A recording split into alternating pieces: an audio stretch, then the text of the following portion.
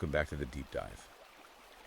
If you've been looking around at the cultural shifts lately, watching the mechanics of our modern institutions or observing the dynamics of the modern dating market, or even just tracking the broader conversations happening right now across the manosphere. There's a lot going on there. Yeah, exactly.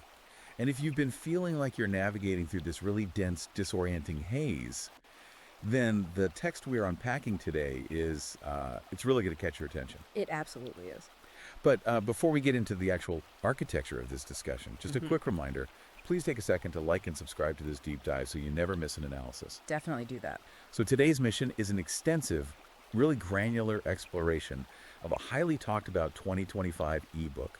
It's titled Sea of NPCs. Right. Sea of NPCs by Conrad Riker. The full subtitle is Boehm's Ladder for Escaping Feminist Fog. Now, if you are someone who is deeply interested in men's rights advocacy, if you're actively dissecting the historical capture of our academic, legal, and media institutions by what the author identifies as feminist and Marxist ideologies, this book is explicitly written for you. Yeah, it's very targeted. Riker's text promises to decode the hidden underlying architecture of society, to provide a literal, step-by-step ladder out of what he calls the modern ideological fog. It's a dense read, very provocative. Highly systematic, yeah.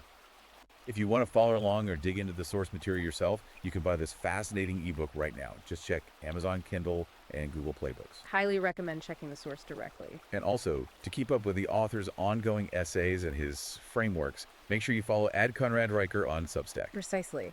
And before we open the first chapter and begin examining the scaffolding of Riker's arguments, we really need to establish our operational parameters for this deep dive. Good point. Let's lay that out. Because the text we're examining today, Sea of NPCs, contains highly polarizing, very politically charged viewpoints. Oh, absolutely. I mean, it touches on systemic legal critique, gender dynamics, ideological warfare, and as always, our role here is not to take a position on the ideological battlefield. Right. We are just the guides. Exactly. We are not endorsing the political frameworks, and we are not condemning the social critiques presented in the book either. Instead, we're acting as your neutral, objective guides. Our goal is just to impartially report on the content provided. Right. Breaking down Conrad Riker's arguments, his data points, his historical interpretations exactly as he presents them in the text. This way, you can fully understand the author's assertions, his methodology, and the worldview he is constructing for his readership. So let's actually begin with the foundational premise that sets the stage for the entire book. The fog? The fog, right. Riker opens by hitting the reader with this very specific, almost suffocating visual concept, the Feminist-Marxist fog.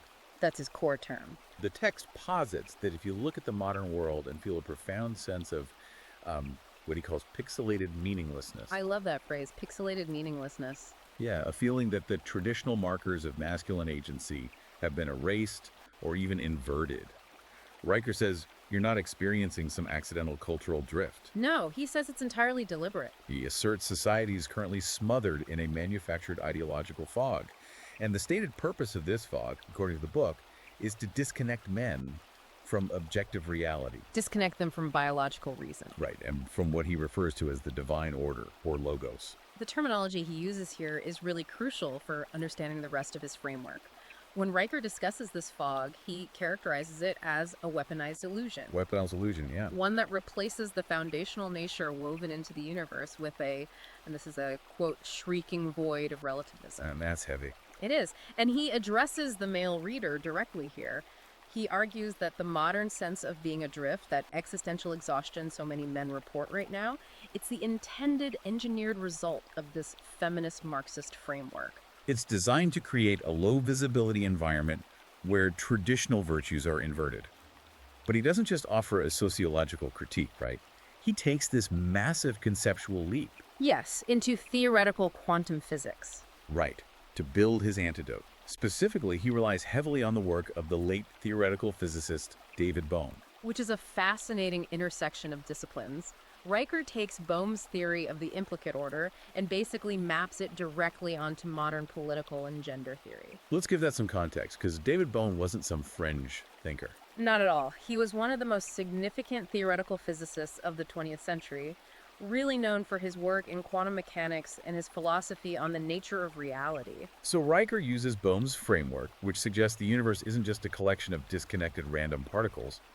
Bohm proposed this implicate order, a hidden, deeply interconnected, and folded blueprint that dictates the reality we actually see and experience. Which Bohm called the explicate order. Exactly.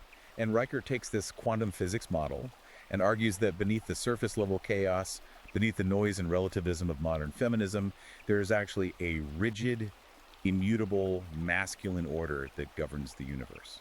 He equates this hidden blueprint directly to the logos, the divine reason and structural pattern that holds everything together. It's a really striking application of physics to sociology. The author is essentially arguing that progressive social theories operate entirely on the surface. They manipulate what is visible while ignoring or actively denying the deep, unchangeable structural laws of human nature. And to make this highly abstract concept concrete for you, Riker uses an extended analogy early in the text. The rock in the pond. Right.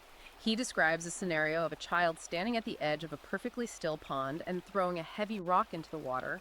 When the rock breaks the surface, there's a violent splash. Followed by chaotic, overlapping ripples spreading outward. Exactly. And Riker argues that the feminist fog operates exactly like those surface ripples. It commands your attention. It creates loud, visible disruptions. Like the mainstream propagation of the idea that gender is purely a social construct. Precisely. It demands that you focus solely on that surface chaos. Meanwhile, the rock sinking to the bottom, the displacement of the water, the actual physics governing the entire body of water, that represents the implicate order. So Riker's point is that the fog deliberately distracts you from the underwater choreography, where every molecule is shifting in a deeply connected, mathematically ordered way based on physics. Based on physics, not feelings, the text instructs you to stop looking at the splash and start analyzing the deep currents. And to further illustrate this divide between surface-level emotionalism and deep structural reality, the book sets up a stark contrast using water itself. He brings up Masaru Emoto. Ah, yes, Emoto. Emoto gained massive popularity for taking macro photographs of frozen water crystals. He famously claimed that if you spoke loving, positive words to the water, or taped words like peace to the glass, it physically altered the molecular structure to create beautiful, symmetrical crystals. And if you yelled at the water, the crystals became jagged and ugly. Right, and people have paid millions of dollars for this heavily marketed, structured water. Well, Riker aggressively deconstructs the Emoto phenomenon. Yeah. The book dismisses his work entirely, categorizing it as feminized mysticism. Feminized mysticism, yeah? Riker points out that these consciousness effects have never been successfully replicated under rigorous, controlled, double-blind scientific conditions. He uses Emoto as the perfect avatar for the fog. An ideology based purely on aesthetics, emotional validation, and manufactured ignorance. Which falls apart under objective scrutiny. Instead of buying into what he terms emotional witchcraft, Riker directs you to look at the actual, observable, irreducible complexity of water. He goes into specific biological and physical properties here to make his point about the logos. The text highlights how water's surface tension defies gravity to allow capillary action in towering redwood trees. Or how water possesses that anomalous property of expanding when it freezes. Right, because ice floats. It creates an insulating layer that protects entire aquatic ecosystems beneath the surface during winter. Riker frames these concrete, mathematically precise biological properties as demonstrations of divine engineering. What he terms masculine rationality. Yes. The book argues that observing and aligning oneself with these concrete, unyielding truths, the implicate order, is the only way a man can anchor himself against the rising tide of emotive, constantly shifting social dogma. Which naturally leads the text into a historical forensic investigation. Because if there is this divine masculine underlying order, the obvious question Riker has to answer is, how'd the fog get so thick? Exactly. How did modern society lose sight of the implicate order so completely? So the author dedicates the next major section of the book to tracing the origins of this ideological shift, mapping its trajectory back to its Marxist and Enlightenment roots. He identifies Jean-Jacques Rousseau as patient zero for this ideological contagion. Specifically focusing on Rousseau's blank slate theory. Tabula rasa. Riker attacks the Rousseauian concept that humans are born completely unformed, inherently good, and are solely the products of their social environment. The idea that any inequality or difference is simply the result of corrupt societal structures. And property ownership, yeah. The text argues that this blank slate theory is the foundational delusion that eventually birthed the modern feminist assertion that gender is purely a social construct, entirely divorced from evolutionary biology. Riker argues that by denying biological determinism, Rousseau laid the groundwork for an ideology that believes human nature can be endlessly engineered and rewritten by the state. From Rousseau, the historical timeline in the text moves sharply into the mid-20th century. He focuses heavily on Herbert Marcuse and the Frankfurt School of Critical Theory. Riker details the strategy that Marcuse famously endorsed, often referred to as the long march through the institutions. Right.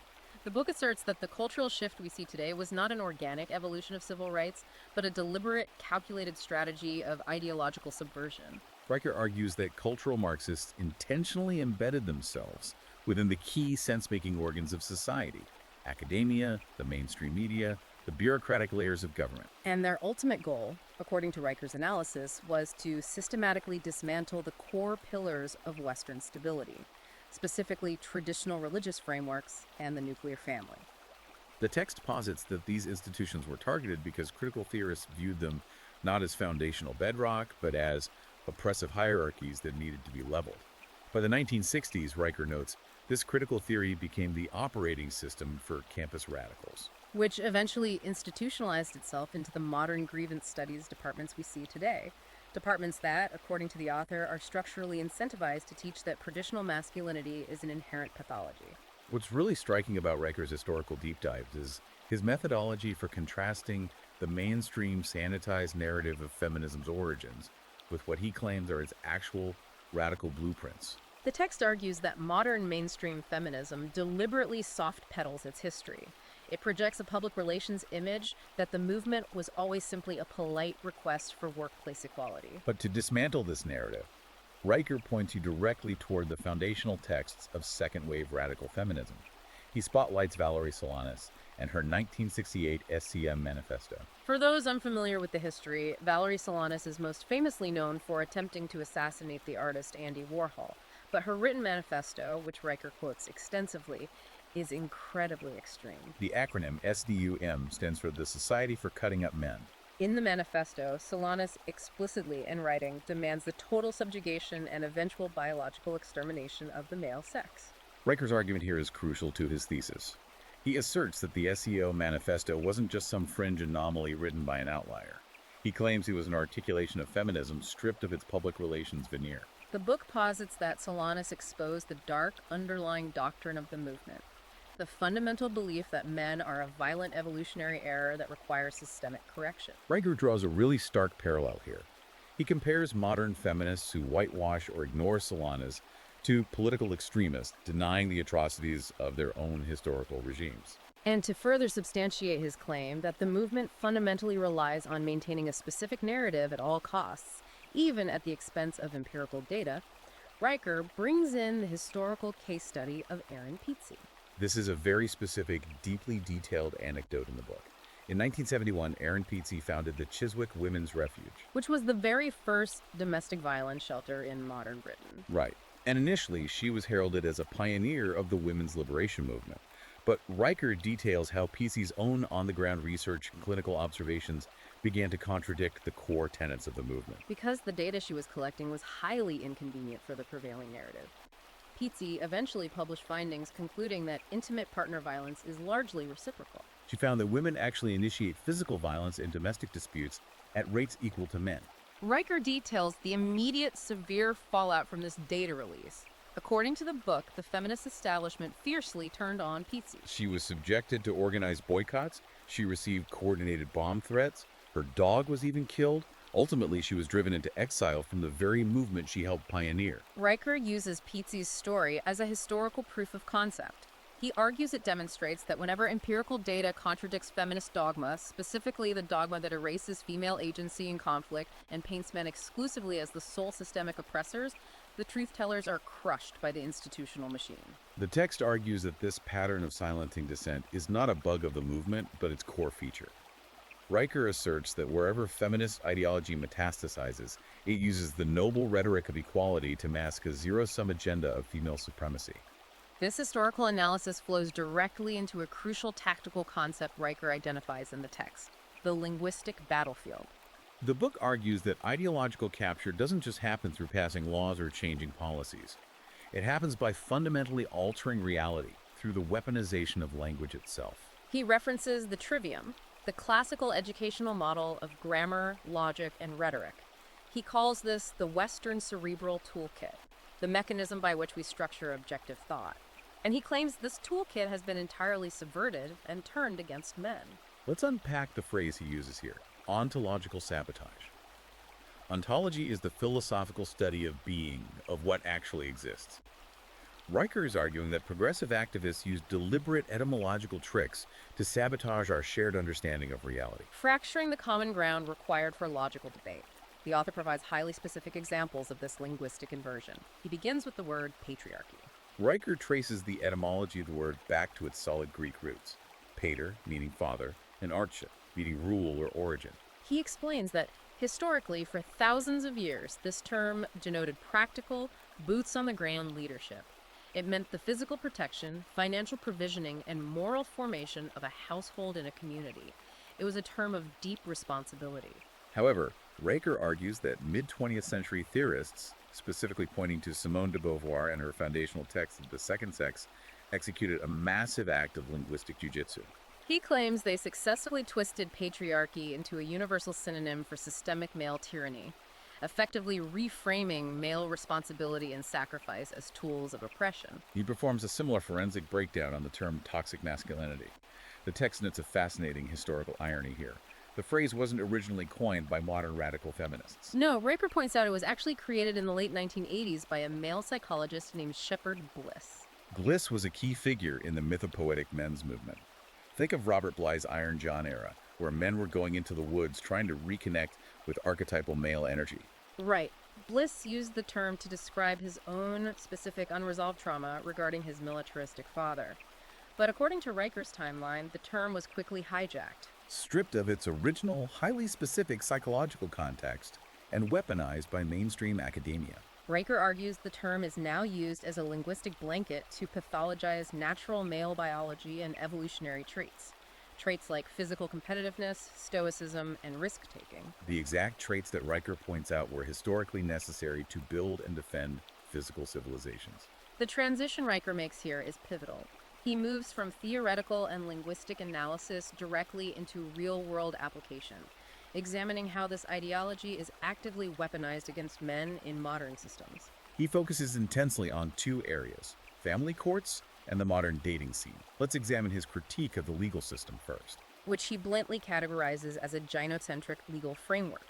The author's core assertion here is that modern institutions are no longer neutral arbiters of justice, but are actively structurally designed to disadvantage men. The book doesn't just rely on theory here. It brings heavily cited data points to the table.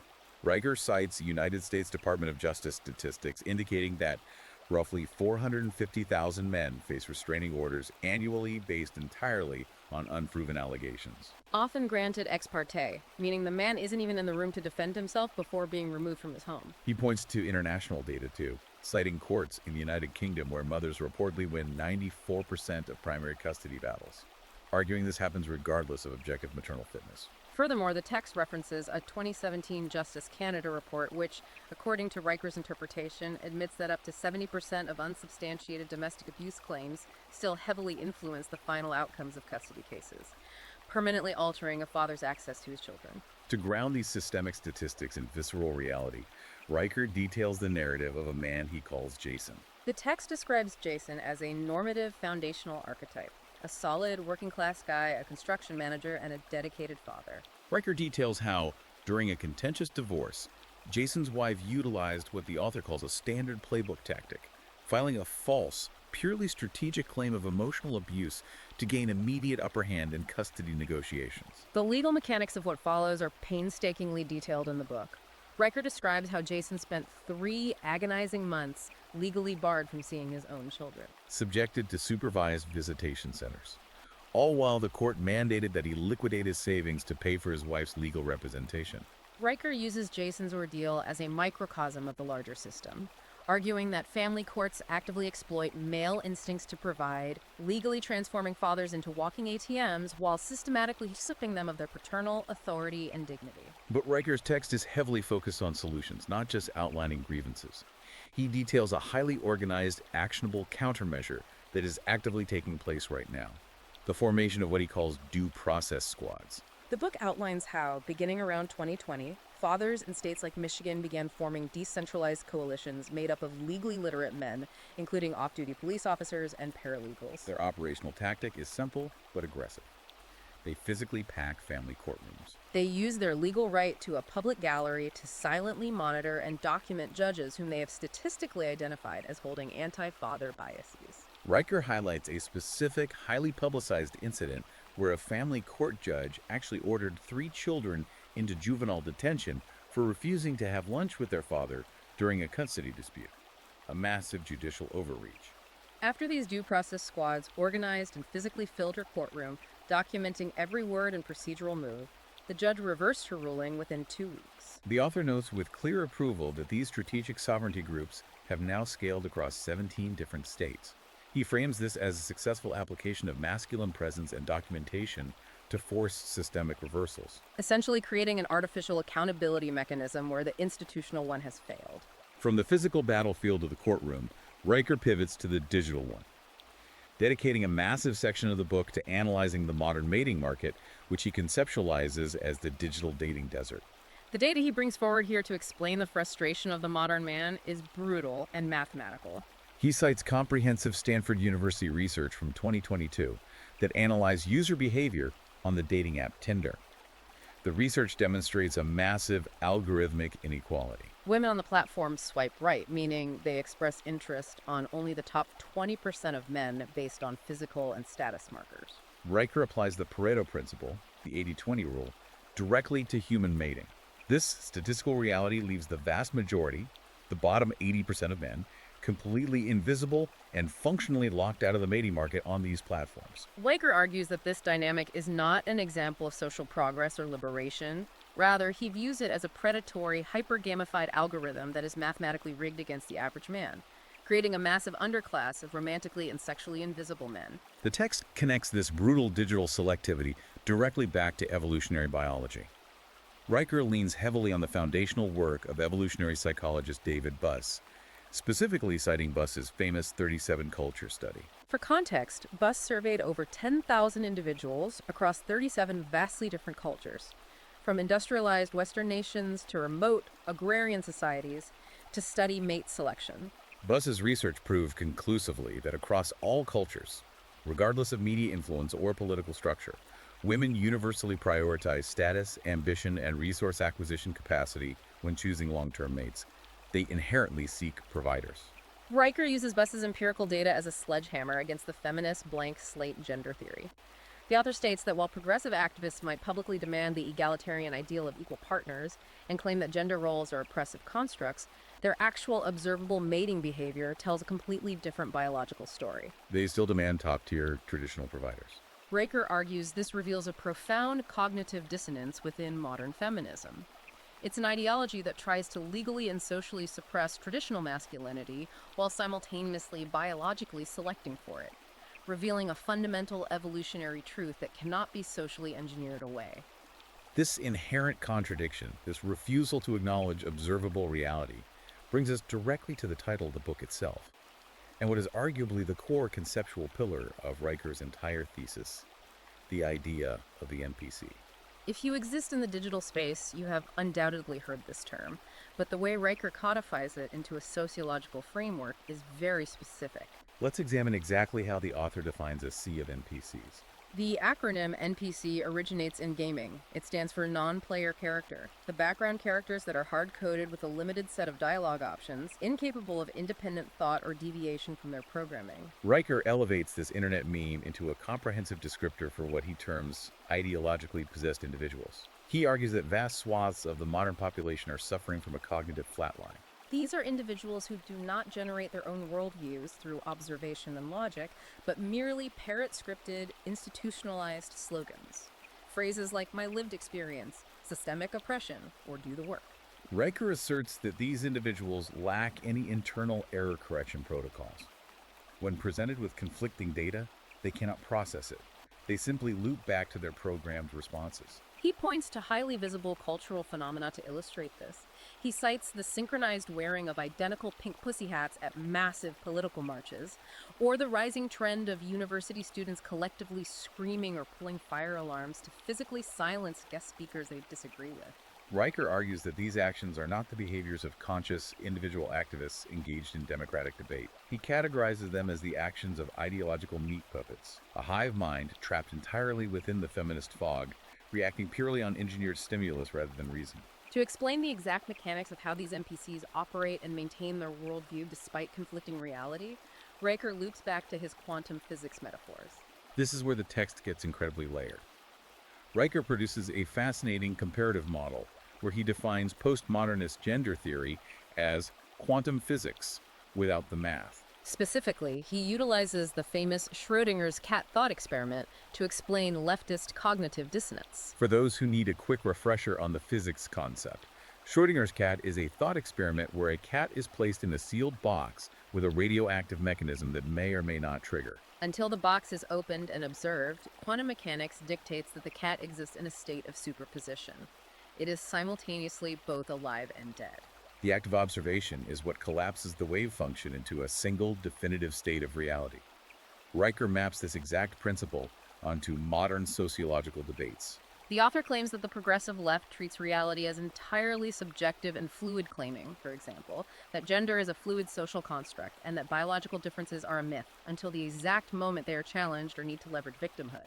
At that moment of friction, they suddenly pivot and demand objective, legally codified protections based strictly on their biology. Riker says this is ideological superposition. He argues that feminist narratives operate as quantum wave functions. They exist in a hazy, undefined state of probability, purposely obscuring the truth until they are actively measured or observed by what he calls the piercing light of masculine logic and data. The book provides a very stark, statistically grounded example of this wave function collapse in action. Riker points to peer-reviewed sociological data, specifically studies showing that women initiate roughly 70% to 80% of all divorces in Western nations. The studies often cite generalized unhappiness or a desire for self-actualization as the primary drivers, rather than abuse or infidelity.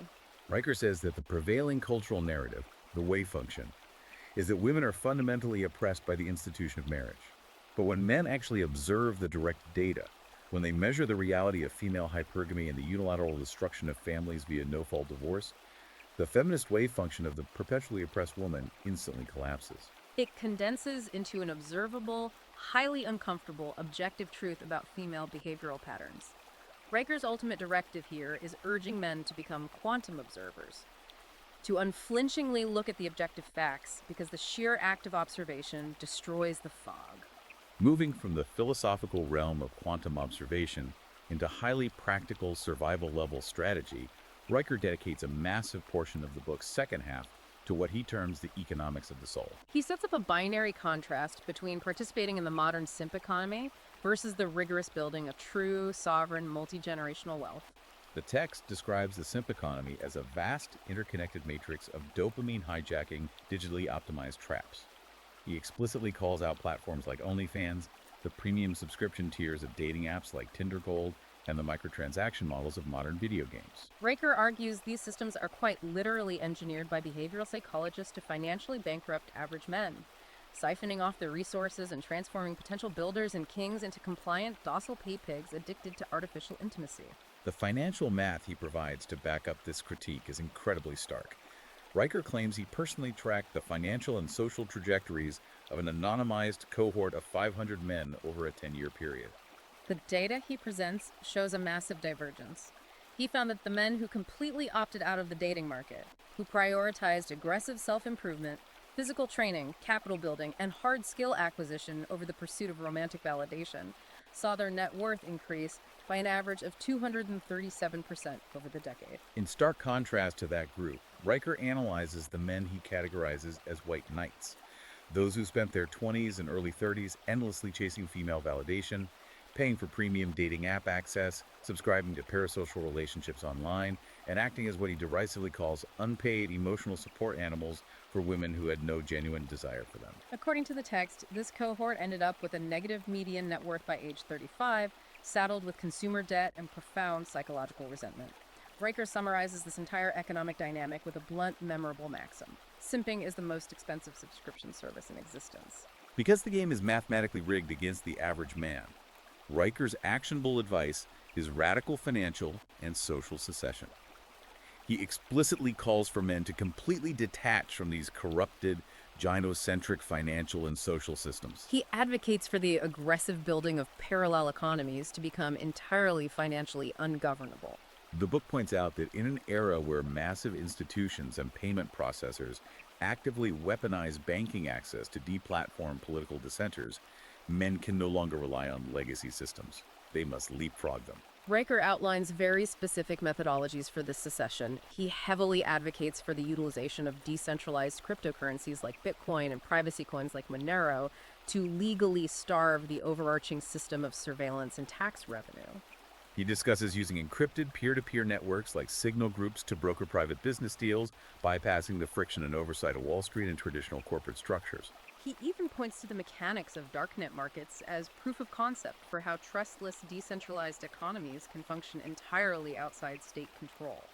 The author frames this not as fringe, antisocial behavior, but as a necessary act of strategic defiance and providence. He draws direct historical parallels to the wealthy Stoics of antiquity, who quietly retreated to their country estates to build self-sufficient villas and preserve knowledge as the centralized bureaucracy of Rome slowly collapsed around them. As we transition into the final, deeply intense sections of the book, Riker moves beyond social critique and financial strategy. He goes deep into the realms of biological optimization and spiritual warfare. In Chapter 16, titled Sacred Sexuality, Reclaiming Your Fire, the text explores the ancient and recently resurgent practice of semen retention. Now, Riker roots his arguments here in deep antiquity, referencing ancient esoteric traditions. He specifically points to Eastern texts like the Hindu Bhagavad Gita and the classical Taoist manual The Secret of the Golden Flower, which teach the internal alchemy of energy preservation. Riker argues that the act of withholding one's seed is severely misunderstood by modern culture. He asserts it is not about puritanical repression or denying the body.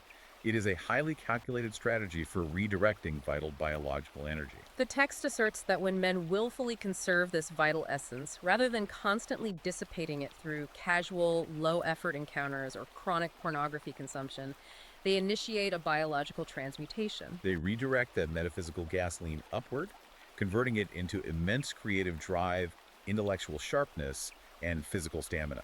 To ensure this isn't just dismissed as ancient mysticism, the author anchors the concept in modern endocrinology. The book cites a highly referenced 2003 study published in the Medical Science Monitor.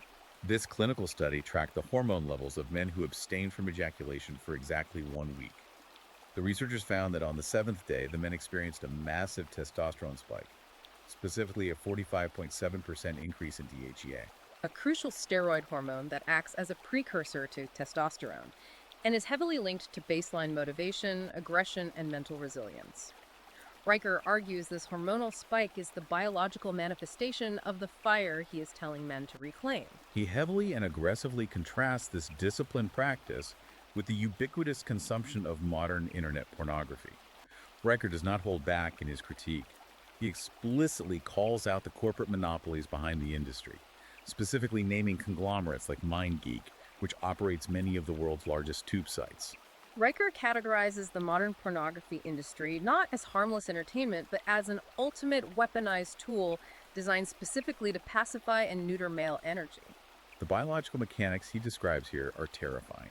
He claims that the endless novelty of high-speed internet porn hijacks the evolutionary brain, artificially spiking dopamine to levels a human was never meant to experience. Riker argues it literally downregulates dopamine receptors and microwaves the prefrontal cortex, the part of the brain responsible for long-term planning and impulse control. The text claims this process turned potential builders, fathers, and warriors into docile, lethargic, easily manipulated consumer drones. Riker points out a profound, maddening paradox. He argues that modern feminists often defend the porn industry under the guise of sex work is work and female empowerment, while in reality it acts as a form of digital sexual feudalism. He claims it intentionally depletes men of the primordial vigor and aggressive drive they desperately need to fight the ongoing ideological war. This intense focus on the biological reality of ideological warfare deepens significantly in Chapter 17, where Riker introduces the science of epigenetics and formulates a concept he calls ancestral armor. This is where the book attempts to bridge the gap between historical trauma and modern biology. The author discusses the established biological reality that severe trauma does not just affect the mind of the victim. It physically alters the expression of their DNA, and those epigenetic markers are passed down across multiple generations. To validate this, Riker cites the groundbreaking work of Dr. Rachel Yehuda at the Mount Sinai School of Medicine. Dr. Yehuda conducted extensive studies on the descendants of Holocaust survivors. Her research proved definitively that the trauma markers, specifically the altered regulation of the stress hormone cortisol, were physically inherited by the children and grandchildren of the survivors, leaving them biologically predisposed to different stress responses. Riker takes this hard epigenetic science and uses it as the foundational lens for his critique of modern cultural and political movements. He looks at the global phenomenon of the destruction of historical monuments. He draws a direct line between the 1619 Project activists defacing and tearing down statues of founding fathers in the United States and the actions of groups like the Taliban or ISIS dynamiting ancient religious ruins in the Middle East. Riker argues that this behavior is not merely about protesting stone or updating historical narratives. He claims it is an intentional, deeply calculated psychological and biological tactic designed to overwrite neural pathways. By destroying the physical symbols of the past, the text argues, these movements are attempting to sever men's epigenetic memory, their biological tether to the triumphs and struggles of their ancestors. Riker even quotes Karl Marx here to prove his point, citing Marx's explicit call for the ruthless criticism of all that exists. The author uses this to demonstrate that memory assassination, the creation of historical blank slates, is a classic revolutionary playbook. It is designed to destroy a man's tether to his tradition, leaving him rootless, isolated, and highly susceptible to the ideological programming of the fog. But again, Riker refuses to leave the reader solely with the problem. To combat this severing of roots, he offers a deeply personal, highly actionable, and almost ritualistic solution: the literal building of physical altars to one's male ancestors. The text instructs you to carve out a physical space in your home and place photographs of 4 consecutive generations of men from your bloodline, whether they were soldiers in the trenches, farmers working the soil, or craftsmen building infrastructure. Riker suggests placing these photos alongside tangible symbols of their virtues, like a grandfather's war medal, a heavy steel hammer, or a worn pocket watch. And he claims this isn't just about sentimentality.